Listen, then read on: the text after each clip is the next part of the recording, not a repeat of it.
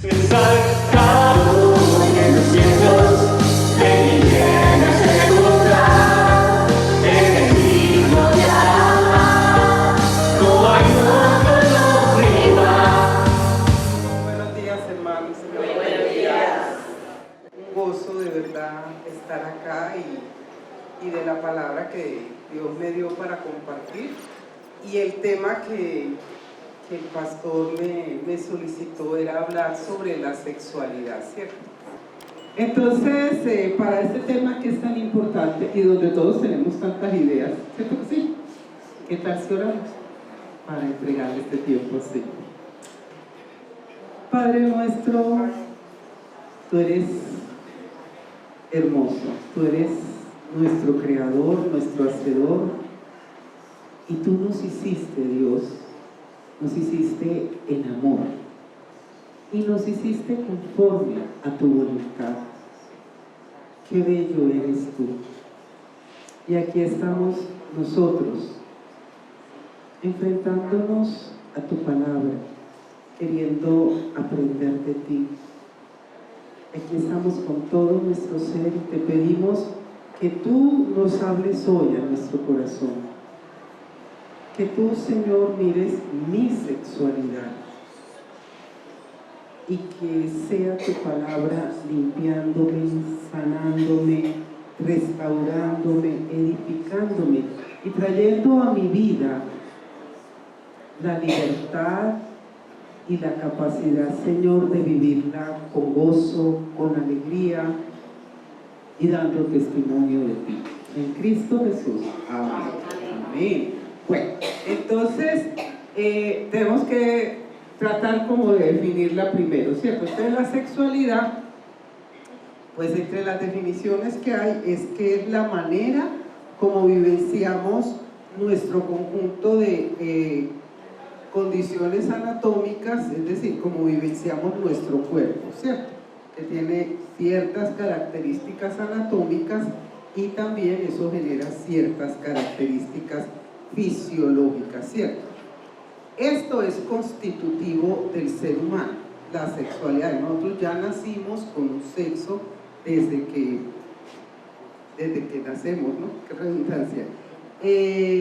Implica un modo de ser propio, un modo de nosotros manifestarnos, de comunicarnos con los demás, de sentir, de expresarnos, ¿cierto? Entonces, todas estas cosas conforman la sexualidad y cómo la expresamos a través de comportamientos, de pensamientos, con nuestros sentimientos, con nuestras fantasías, con nuestros deseos, pero también con nuestras creencias y con nuestras actitudes. Y también frente a la sexualidad hay valores, comportamientos y prácticas y como unos roles establecidos, ¿cierto? De cómo nos portamos los hombres y las mujeres. Entonces, cuando uno habla de la palabra sexualidad, estamos comprendiendo las cosas que directamente se relacionan con el sexo, como son la reproducción, el erotismo, la intimidad y el placer. Todo eso es directamente vinculado al sexo, ¿cierto? Pero indirectamente tiene que ver con nuestra identidad, tiene que ver con las interacciones que yo tengo con los demás, con mi afectividad, porque cómo me siento yo como hombre o mujer influye mucho en cómo me relaciono y cómo vivo la vida, ¿cierto? Entonces, todo esto moldea nuestra vida.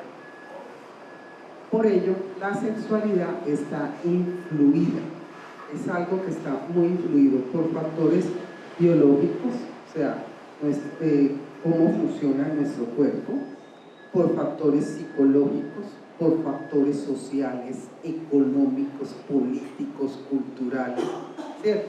En la cultura no es lo mismo como ven la sexualidad los costeños que los paisas que los bogotanos, ¿cierto?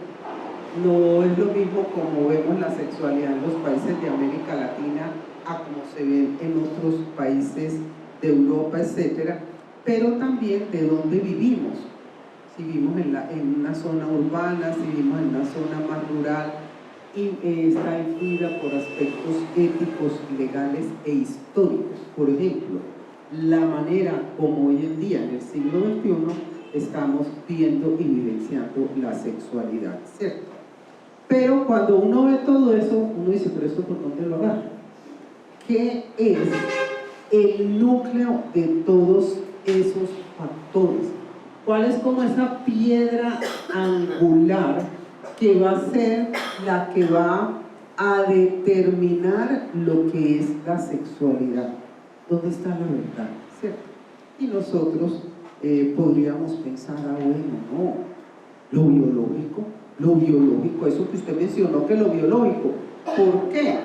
Porque eso es lo que yo primero veo de una persona, eso es lo que la determina, ¿cierto? Yo veo a la hermana, es una mujer, es un hombre, otra mujer, ¿cierto? Ahí mismo uno dice, aquí por ejemplo, hoy hay muchas mujeres, entonces uno dice, listo, es lo biológico. Pero otra persona puede decir, no. Hoy el paradigma, o sea, hoy lo que se dice es que es la cultura la que dice qué es la sexualidad y cómo la vamos a vivir. Y otros dicen, no, es lo político, porque está una identidad de género impuesta, porque hay agendas violentas que imponemos a los sexos, hay cosas, eso que se venía diciendo de que la sexualidad como vivimos es agresivo, es explotador, es humillante para el sexo. Entonces, también se dice, bueno, ¿y si nosotros dejamos que una persona nazca y cuando nace, el nombre que le ponemos que no sea ni masculino ni femenino? También decimos eso. Y la persona solita va a saber cuál es su sexo. Entonces, la gente cuando ya sea grande se va a decidir. Y ahora sí vamos a poder ser felices todos. Es que ahora no somos felices, es porque nos impusieron que éramos hombres o mujeres desde que nacemos. La religión tiene como dos grandes variables en cómo mira la sexualidad, ¿cierto? Algunas épocas y en muchos lugares es un pecado. La sexualidad es un pecado y hay que tenerla por ahí como apartadita. Y otros dicen, no, la sexualidad es algo que pertenece a la esencia misma del hombre y si hay algunas cosas que Dios nos entrega. Implica como exactamente la intimidad misma de la persona, ¿cierto? Entonces uno como iglesia, cuando tiene que pensar en estos temas, nosotros los seguidores de Jesús, uno dice, ¿dónde busco la verdad? ¿Cómo desenredo yo todo esto donde todo el día me están a mí bombardeando con todos estos mensajes, ¿cierto? Se me ocurre a mí que la verdad la vamos a encontrar es la Biblia, la palabra, ¿cierto? Colosenses 2:3 nos dice, todas las riquezas de la sabiduría y del conocimiento están ¿qué? Escondidas en Cristo. Pues tenemos que ir a la palabra, tenemos que mirar a Jesús para entender todas estas cosas. Entonces vamos a realizar básicamente 4 cosas que quiero trabajar sobre la palabra y la sexualidad. Hay muchas cosas, pero hubo 4 que Dios me llevó a trabajar. La primera que nos enseña la palabra es que somos imagen y semejanza, que nuestra esencia es ser imagen y semejanza ¿de quién? De Dios, ¿verdad? Esa es la verdad que es donde nosotros partimos. Entonces, cuando tú vas a mirar la sexualidad y decir, estos sí, estos no, si yo estoy diciendo que soy creada y que soy imagen y semejanza de Dios, es lo primero que tengo que decidir. O sigo aceptando un mundo de teorías que plantean parte de la evolución, o empiezo a pararme en mi fe, en mi creencia de que yo fui creada no de cualquier manera. Fui creada en amor y a imagen y semejanza de un creador. Tengo un modelo en que se fijaron para irme haciendo, y ese modelo fue la persona de Dios. Ese modelo fue Dios mismo. Ya eso empieza a decir, cierto, nos empieza como a abrir los ojos. Lo otro que uno observa en esa creación es que cuando el Señor crea al hombre, el Señor no le va preguntando, oiga, ¿usted qué opina? ¿Le pongo ojos o no? Él le puso ojos, ¿sí o no? Él no le preguntó, ¿le pongo orejas? ¿O cómo la querés? ¿Más grande, más chiquita? No, le puso orejas, le puso ojos, le puso orejas. ¿Cómo sabemos eso? Pues porque Dios le hablaba al hombre, ¿cierto? Entonces sabemos que le puso oídos, le puso ojos, le puso a ver los animales y se los traía, le puso manos, él tocaba y alcanzaba cosas, y también le puso un sexo desde un principio, tanto en Génesis 1:27 como en Génesis 5:2 dice, y creó Dios al hombre a su imagen, a imagen de Dios lo creó, varón y hembra los creó. Si me está diciendo creó varón y hembra, ya tenían un sexo, ¿cierto? Ya había ahí un sexo establecido. Entonces eso es algo que nosotros vemos. Él no nos dio a elegir si creaba el sexo o no y cuál quería ser usted. Ya estuvo establecido. Lo que Él sí nos dio a elegir fue el obedecerle o no, el que decidamos si permanecemos en Él y en la verdad o no. Eso sí nos lo dio a elegir, ¿cierto? Y cuando Dios crea al hombre, también inmediatamente le da una de las funciones que el ser humano va a tener, la reproducción. Dijo, crezcan y multiplíquense, ¿cierto? Ese aspecto que hoy constantemente tiene que ver con la sexualidad y constantemente estamos invitados a ignorar. La práctica del aborto. Nosotros sí nos vamos a casar y no vamos a tener hijos sin unas mascotas. Ay, porque a mí me gustan tanto los perritos, ¿cierto? Es que hay mucha población mundial, es que los hijos pagan muy mal, es que uno con los hijos tiene muchos gastos, no tengamos hijos. Todos los mensajes que nosotros tenemos atentan contra la reproducción del ser humano. Y cuando uno va y mira en Génesis, en este capítulo, uno ve que ambos fuimos creados a su imagen y semejanza, y por lo tanto con la misma dignidad, con una estatura de ser dignos de honra, de ser su imagen y semejanza. Ambos fuimos diseñados como un bien para el otro, porque cuando Dios creó al hombre, los miró y terminó la creación, y ¿qué dijo? ¿Qué era qué? Requete bueno, ¿cierto? Porque Él dijo, bueno en gran manera, como quien dice, uy, qué genial esta idea que yo tuve, ¿cierto? Entonces vimos esto, y ambos sexos existen por esa necesidad de completarse y complementarse. Y si eso es así, el fin último es entonces que amar y entregarse, y amar a lo sumo y entregarnos a lo sumo, ¿cierto? En el amor. Entonces, ¿qué podemos concluir nosotros de eso? Que la sexualidad llevada a su expresión máxima es la capacidad de amar que Dios puso en el ser humano, y que esa capacidad de amor refleja la unidad de Dios. Creo que esto es algo muy importante, esa unidad de este Dios trino, cómo se refleja en esa intimidad que hombre y mujer pueden llegar a alcanzar. Nos lleva a ser uno, pero también nos refleja nuestra unidad y unión con Cristo. Cuando en el matrimonio los esposos trabajan para amarse en la dirección que Dios nos invita, están reflejando a Dios, están reflejando el amor, y siempre está presente ahí el Espíritu Santo.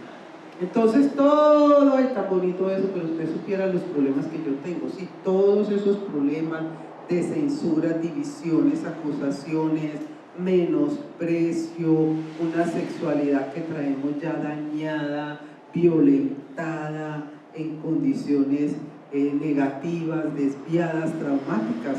Eso es consecuencia del pecado. Y es ese drama terrible que portamos nosotros como sin ser incapaces de amarnos y de dar y recibir sin temores, o de ser capaces de permanecer solteros, dando gloria a Dios, ¿cierto?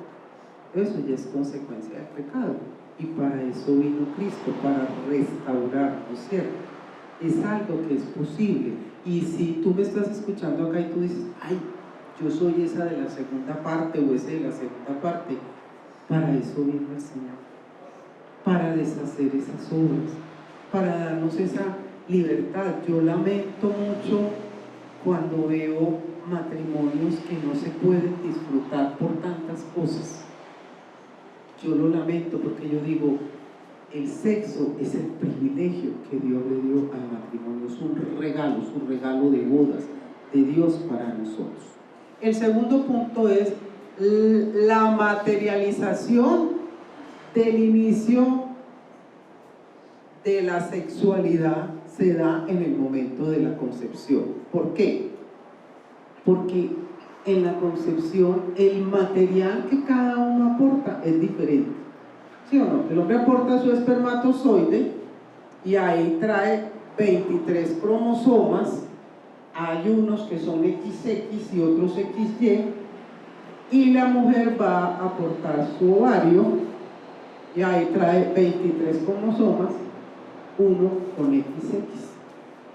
Estamos aportando material diferente. Entonces, lo que vamos a, el ser que se va a gestar también puede ser diferente, ¿cierto? O va a ser niño o va a ser niña. Y una vez que se forma el óvulo, es tan interesante, porque ahí mismo, o sea, ahí mismo, ya en ese óvulo chiquitico, ya dice usted qué era. Nosotros pues que ya nacimos, ¿cierto? Ya dice, usted era hombre, usted era mujer, ya teníamos un sexo establecido que nos lo dio el papá.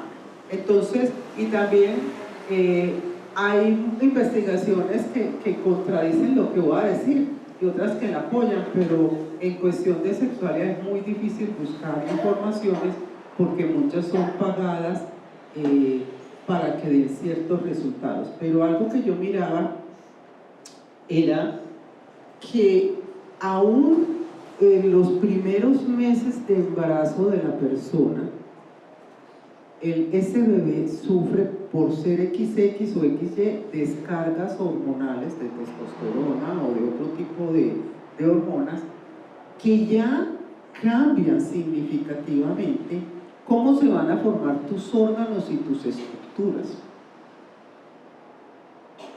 Qué lindo. Y lo más especial, lo que más me emociona de todo eso es algo que le fue revelado a David el salmista, y que cuando él se dio cuenta de eso, él hizo poesía, o sea, tenía una emoción tan grande que hizo algo lindo, y él dice, desde el vientre de mi madre, tú eres Dios.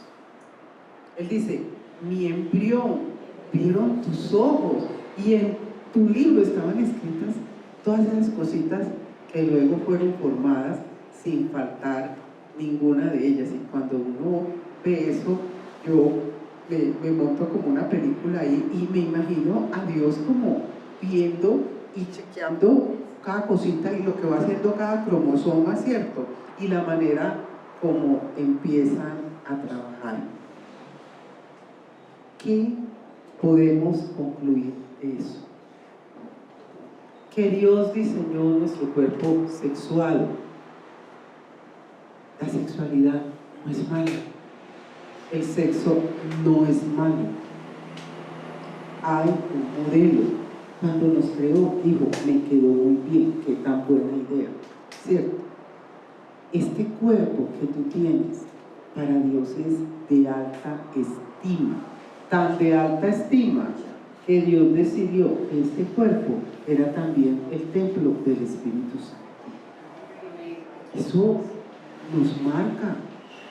Yo voy viendo que tengo una dignidad, yo veo que este cuerpo es algo más que lo que me muestran los medios de comunicación, ¿cierto?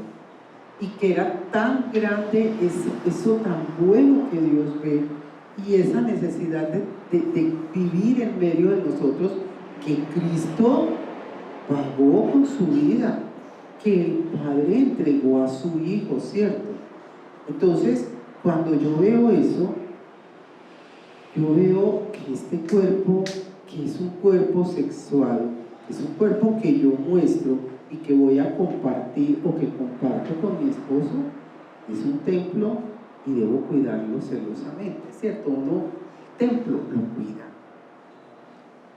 3. ¿Para qué el sexo?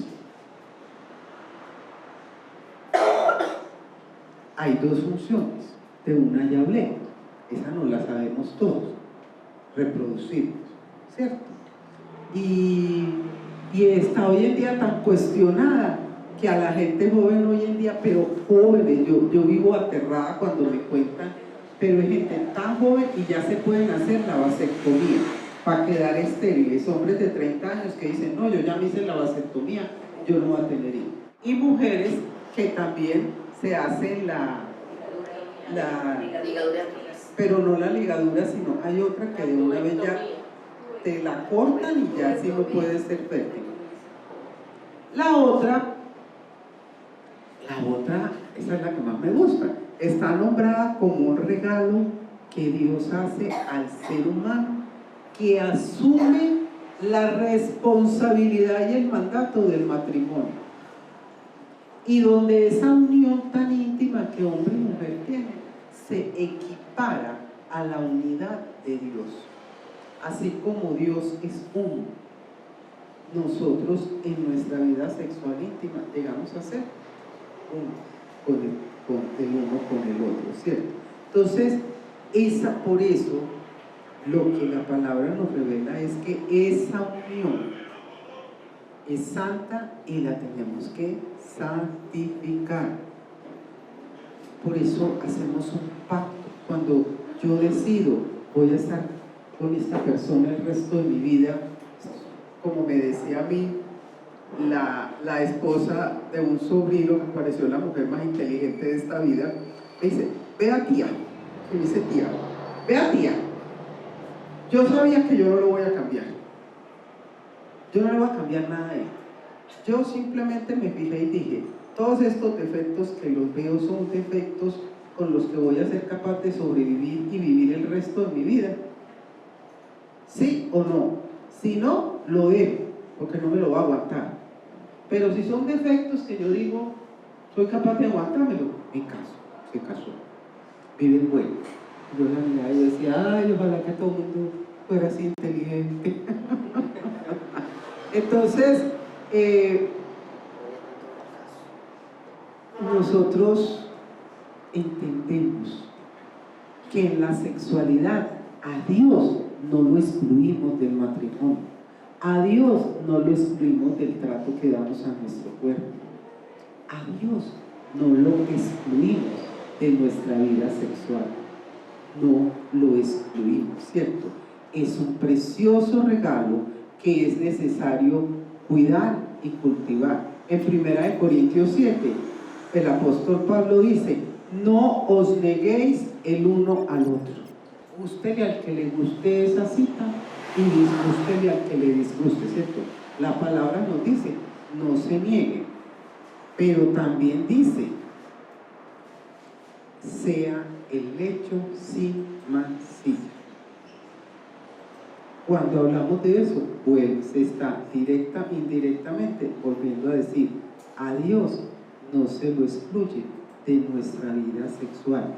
El lecho sin mancilla eso está en Hebreos 13:4, dice, sea el matrimonio honroso en todos y el lecho matrimonial sin deshonra, porque a los inmorales y a los adúlteros los juzgará Dios. Entonces está diciendo, el matrimonio es algo muy valioso. Tu vida conyugal es algo precioso que hay que cultivar, que hay que valorar, ¿cierto?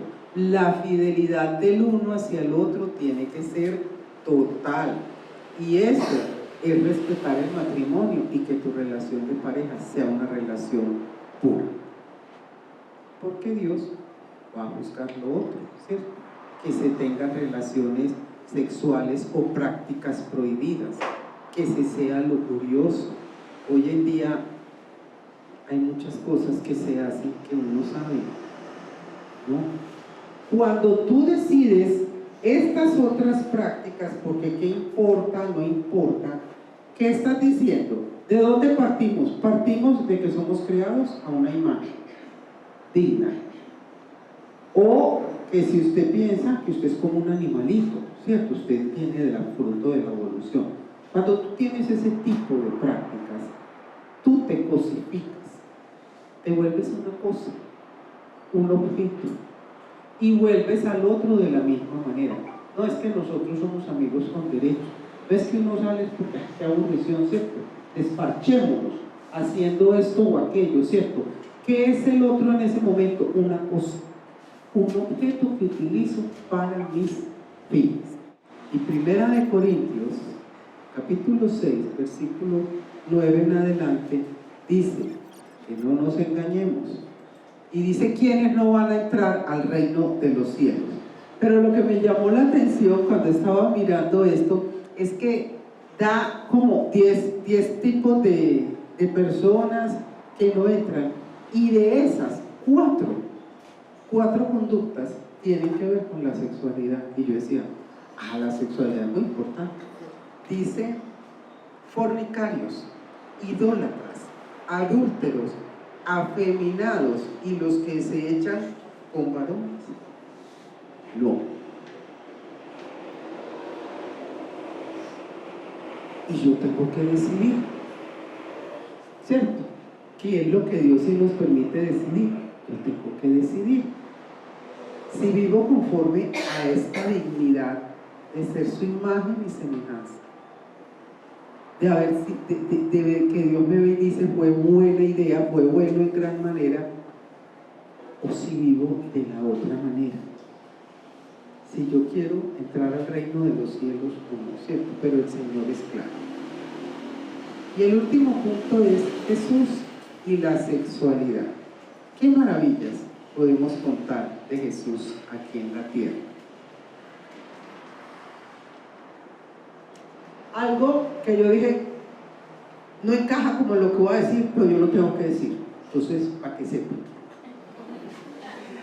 Usted sabe que la Biblia tiene el Antiguo Testamento y el Nuevo Testamento, ¿sí? Y el Antiguo Testamento a veces lo vemos de una manera horrible.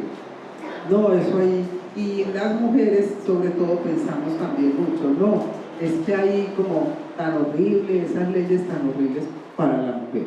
Pero esa cultura donde se hizo es la cultura del Medio Oriente Antiguo. Esa cultura tiene cosas hermosísimas. Algo que me encanta es el concepto de honra y honor, y me encanta el concepto de hospitalidad que había. Pero el concepto que el antiguo Medio Oriente tenía para la mujer era terrible, y el trato para ella era terrible. Cuando tú conoces muy bien esa cultura y vienes y lees las normas y las leyes, están en la Torá, uno dice, para la mujer que era pueblo de Dios era diferente. Esta mujer es tratada con una dignidad superior a la que era tratada a esa cultura. ¿Y qué nos deja ver que eso sí era así un poquito distinto? Lea el Antiguo Testamento con ojos nuevos. Y miren qué hacían las mujeres. ¿Cómo le parece a Sara cuando va donde Abraham y le dice, vea, echa el pecho, eche eso? Ella sabía que él quería al niño, ella sabía que él quería a Ismael, y ella le dice, échelo, y Abraham le echó. ¿Mandaba o no mandaba? ¿Cómo les parece? Como dice en Jueces, que Débora se sentaba bajo la palmera, ¿a qué?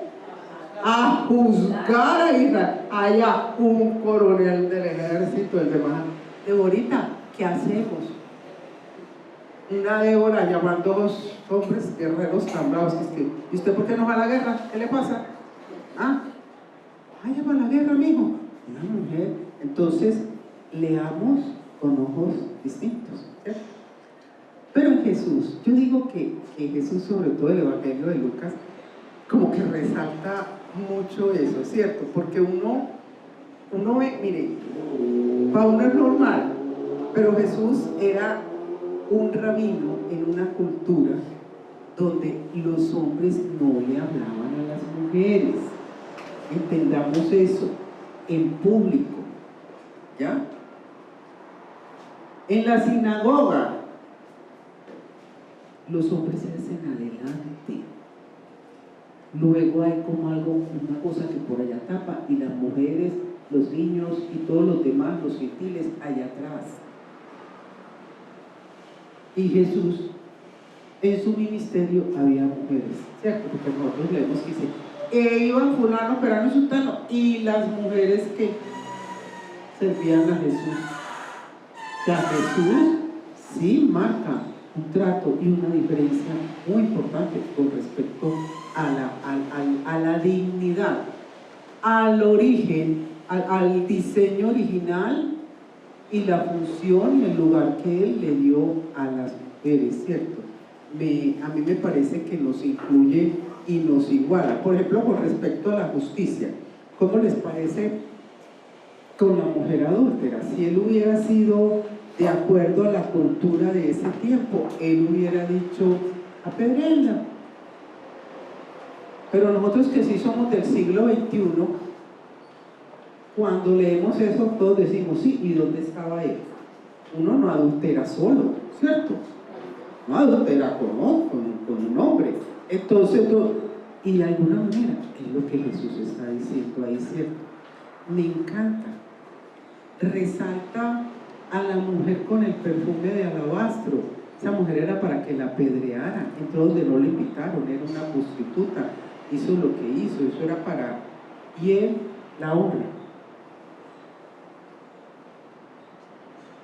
A veces nosotras tenemos como unos dolores tan profundos, bueno, los hombres también, que no cuentan, pero a veces hay como cosas, uno no cuenta, uno no dice. Y uno de los milagros para mí favoritos con Jesús, honestamente, porque la señora no lo pidió, también para él muy bueno, que yo no lo tenga que pedir y el Señor me lo dé, ya me interprete aquí, porque es lo que más nos gusta, que nos interpreten qué es lo que queremos. Pero entonces, esa viuda, y él la ve y le resucita al hijo. El trato de Jesús para las mujeres es un modelo para nosotros los cristianos de hoy en día pensar cómo nosotros, hombres y mujeres, porque a veces nosotras somos más machistas que los hombres, cómo nosotras nos vemos las unas a las otras, cómo los hombres nos ven y cómo nosotros también vemos al varón, porque no nos digamos mentira. Lo primero que Jesús hizo fue conseguirse su barba, su gallada, sus amigos, ¿cierto? Le consiguió y hizo amistades. Entonces uno ve en Jesús un comportamiento sexual donde honra y dignifica a ambos sexos. Resalto esto que hizo con las mujeres porque generalmente es como el concepto que nosotros tenemos cuando leemos la palabra, ¿cierto? Que para las mujeres era como todo más maluco. Recordemos la cultura donde estaba. Entonces, ¿qué podríamos concluir? Primero, la sexualidad no está definida ni por la cultura, ni por las emociones, los pensamientos o lo que yo deseo. Eso no es lo que la determina. Si yo fuera a vivir por lo que deseo, tenía ese pasaje al infierno, pero de asegurado. ¿Cierto? Yo no. Nuestro Creador, nuestro Dios, nos dejó claro lo relacionado a la sexualidad, a su ejercicio y a su desarrollo. Ahí está, muy clarito. Entonces, a veces uno se puede decir, pero es que dicen que, pero es que todo lo que vemos, lo que leemos de asuntos y noticias y temas que van en torno a la sexualidad. Nosotros sabemos que el Señor dice en varios de sus pasajes, en 2 Corintios 4:4 dice que Satanás, que es el Dios de este mundo, cegó la mente de los que no creen. No pueden entender. Qué triste, ¿verdad? Es de las cosas que más tristeza le da a uno cuando uno entiende por qué los demás, los que no han sido redimidos, los que no ha alcanzado el Señor, los que todavía, no pueden entender. Por eso cuando tú vas y les hablas la verdad, hasta se enojan con vos. No pueden. ¿Están qué? Cegados. Y uno dice, ¿y cómo pasó todo esto? ¿Y cómo y cuándo? Y esta sí es una cita que vamos a leer con detenimiento y está en Romanos, capítulo 1, a partir del versículo 23. Porque este es el triste drama, porque es cierto que hay una parte donde el Dios de este siglo ciega el entendimiento, o también hay otra parte donde yo decido. Y dice el versículo 23, Romanos 1, 23, dice: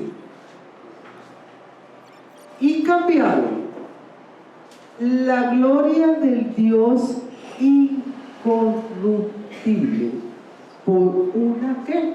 Imagen a la semejanza de hombre corruptible, de aves, de cuadrúpedos y de reptiles. ¿Se acuerdan lo que les decía ahora? Usted tiene que partir de qué imagen es la que usted porta. Y él está diciendo eso. Por tanto, si yo digo, no, yo no vengo de vos, demasiado santo para mí, a mí me gusta más lo de la evolución, yo vengo del mico. Claro, Dios los entregó a la impureza en las pasiones de sus corazones para deshonrar sus cuerpos entre sí. Los animales, su sexo es instintivo. Y usted encuentra muchas expresiones de cómo tienen sexo los animales. Ellos cambiaron la verdad de Dios por la mentira y veneraron y rindieron culto a la creación antes que al Creador, quien es bendito por siempre. Amén. Y sigue hablando. Y cuando seguimos hablando encontramos todos los problemas que vemos hoy en día, ¿cierto? Pero ahí hay una palabrita que yo quiero que ustedes rindieron culto. Idolatría. Lo que más ceguera espiritual te da a ti en la vida es la idolatría.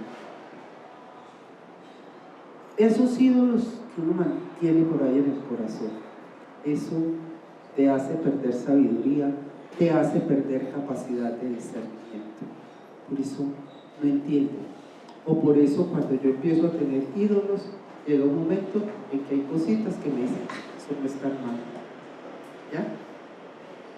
Y nosotros, iglesia, estamos llamados a hacer luz, a ser sal, a ser columna y baluarte de verdad con la guía del Espíritu Santo. Miren, Lean Deuteronomio 4:6, me encanta, porque es donde Dios está dando todas las leyes y el Señor dice, y cuando las naciones vean que ustedes se portan así, van a decir, wow, este es un pueblo sabio.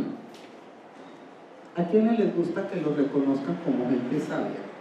A mí me encanta. Dice, cuando vean, van a decir, es sabio. Y Daniel 12:3 también dice, los entendidos resplandecerán como las estrellas del firmamento.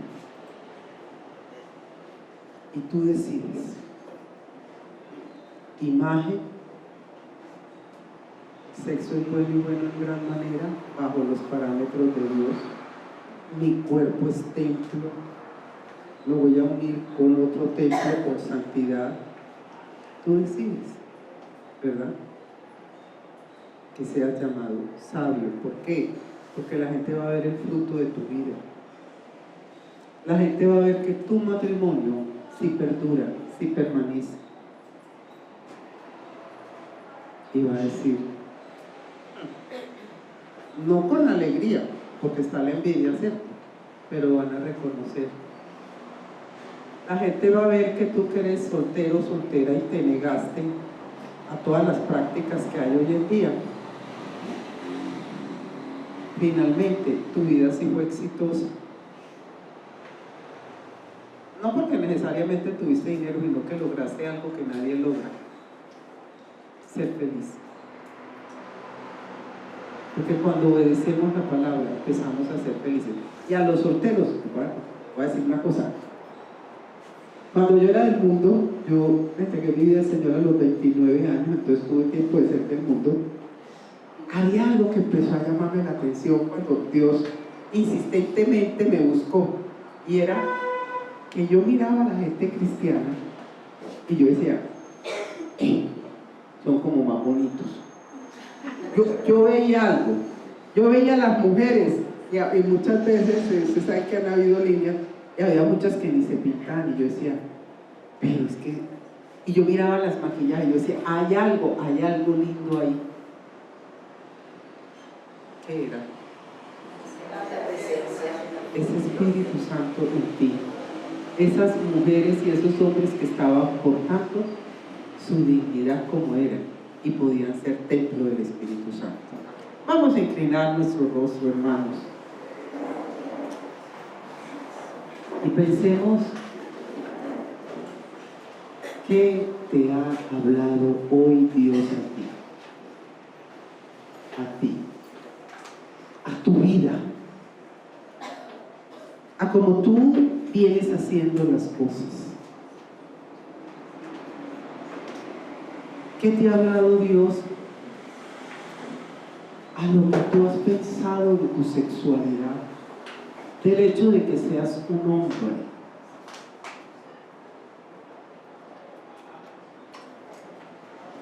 Dile, hombre, gracias porque me hiciste conforme a tu voluntad. Gracias porque me hiciste varón y mi embrión vieron tus ojos. Tú decidiste que soy varón. Gracias, Dios. Y dile, varón, dile, límpiame, limpia mi vida, limpia este cuerpo, limpia mi mente, Señor. Obra en mí con todo tu poder. Aquí estoy. Me rindo a esta verdad.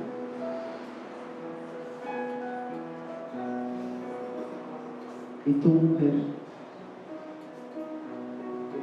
dile gracias. Me hiciste a tu imagen y semejanza. Mujer,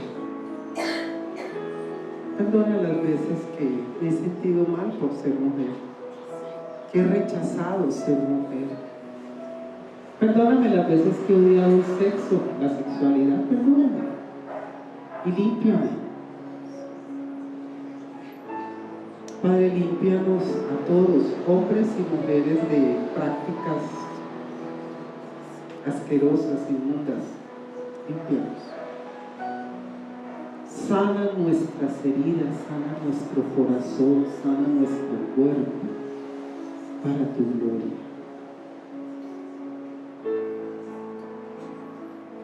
Yo quiero vivir con la dignidad que tú me has dado. Disfrutar de cómo tú me hiciste, Señor.